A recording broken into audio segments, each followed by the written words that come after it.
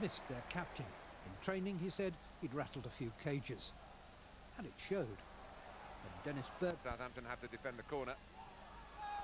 Adams, good stop by the goalkeeper. It's getting on for 18 months since Tony Adams last scored in the league. But he came close here.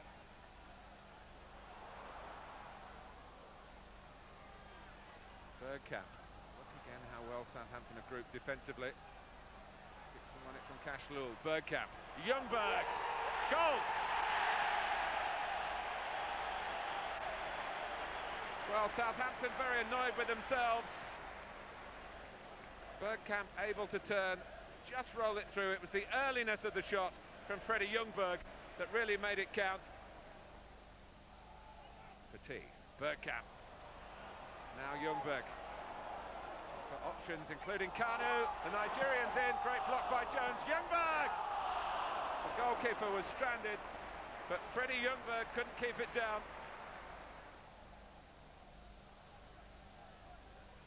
Vieira. Twinkling toes from Patrick Vieira. The ball aimed for Kanu. Still Kanu. He had too much time. And that was great approach play by Arsenal. Petit.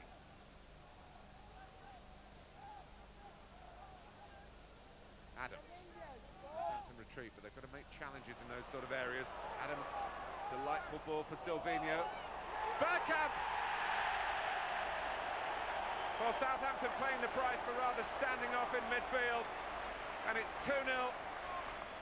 Dennis Bergkamp's first goal for Arsenal for 3 months.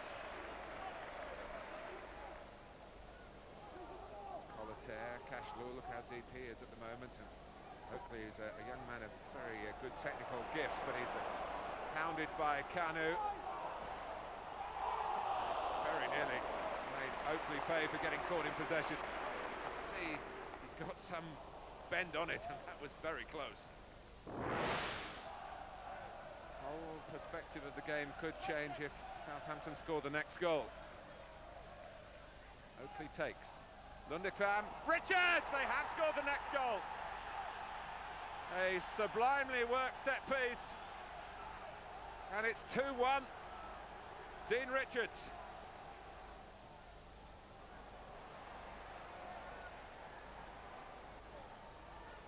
Ljungberg. Well, Patrick Vieira went in. Freddie Ljungberg getting some of the congratulations as well. There was curl on it from Ljungberg. In goes Vieira. Is that a glancing touch? Only he knows, really. Chance to use the pace of Overmars. Dodd going across and having a look to see what's on behind him. Fortunately, his teammates have come back in droves, but it's still Kanu! Well reached by Paul Jones.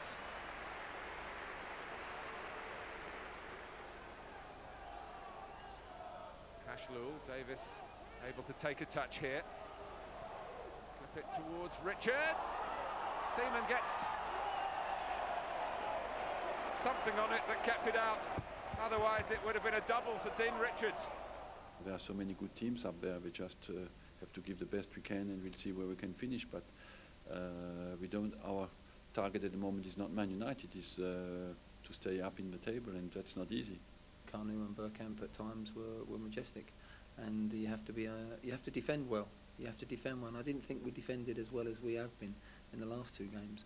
I think I just run and Freddie give me a really good ball. I just tried to put the head, but I was thinking that Southampton definitely going to touch it, and he didn't touch it. I was surprised, and I didn't touch the ball, and it scored directly in. I think Freddie scored the goal.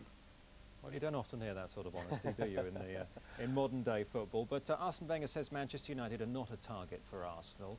Do you think he's saying that in a genuine belief, or do you think he still harbours a desire? Yeah, I think he honestly does believe that. I think where he's looking now is, can they force themselves into an automatic Champions League place? There's a real battle going on for that sort of 2nd and 3rd place between Leeds, obviously Arsenal, and Liverpool, who are going so well at the moment. But Arsenal needed that result, and I think the key for a lot of that was Tony Adams being back in the side. He's missed the sort of the last 6 games, and he's an important influence on and off the field. Reports that he'd gone and rattled a few cages this week in training. The fact they'd lost at Bradford, being beaten at home against Liverpool, so that was an important result yesterday. Freddie Ljungberg's starting to look the part for Arsenal. I know he's a player who impresses you. Yeah, he is. He's one of those, you know, you seem to know what you get week in, week out with Freddie. I always knew it would take him time. I think him and Thierry Henry. I mean, he's only 22 still. A lot of people think he's a lot older. But superb ball from Tony Adams. Great ball in from Salvini. Another player who is settling quite nicely into that left-back position. And Dennis Bergkamp finished that off. And again, he's a very all-purpose player, Ljungberg. And well, the fact he's claimed that goal, but it's a terrific ball into the box. It's one that's very difficult for defenders and a goalkeeper to judge. And there you can see Paul Jones almost expecting Vieira to get a touch on that. He didn't, and it's crept into that corner. And it's a vital win for Arsenal, especially with this UEFA Cup game against Deportivo coming up on Thursday evening. Glenn Hoddle mentioned the contribution of Carnu. Clearly a boost for Arsenal having him back. Oh yeah, I mean, I think that was a big worry. He missed a few games due to the African Nations Cup, and the fact that he was late coming back probably cost him a few pounds in the process, but he's special. He really is special. He can make things happen, and the fact that you had him and Bergkamp playing up front together, well, you know, you never know quite what's going to happen next. Certainly you don't with this fella. Very languid in style, but he's special. And just the very ease in which he goes past players, and just this natural ability to create things.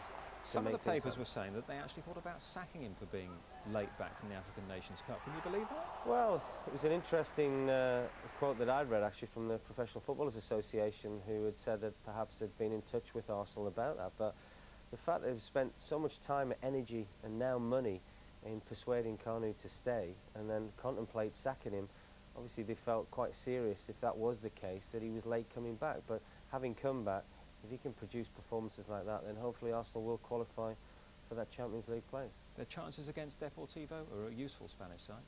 Yeah, I think the Deportivo have done superbly well in the Spanish League this season to find themselves top. I think they at times can be a little bit inconsistent in their performances, as Arsenal have proved this year. But the fact they're at home in the first leg, they need to have an emphatic performance and perhaps a 2 or 3-0 to win to take over to Spain. But it won't be an easy game for Arsenal, but I think they'll be boosted by that performance yesterday. That was something more like the Arsenal of old. Arsenal had never beaten a Spanish side in European competition before, so the visit of the league leaders Deportivo La Coruna, on paper at least, was no walkover. But that's exactly what it turned out to be. Lee Dixon with the first goal after 5 minutes. Thierry Henry made it 2, applying the finishing touch after good work by Marc Overmars. Deportivo's hopes of a comeback were lifted with a dubious second-half penalty, but there was no disguising the quality of Jalmina's touch. But his dismissal for a second yellow changed the course of the match. After Henry had made the game safe with his second and Arsenal's third, Carnu provided the Gunners fans with a real treat. His outrageous dummy completely fooling Jacques Songo in the Spanish goal. Bergkamp completed the scoring with help from the defensive wall 8 minutes from time.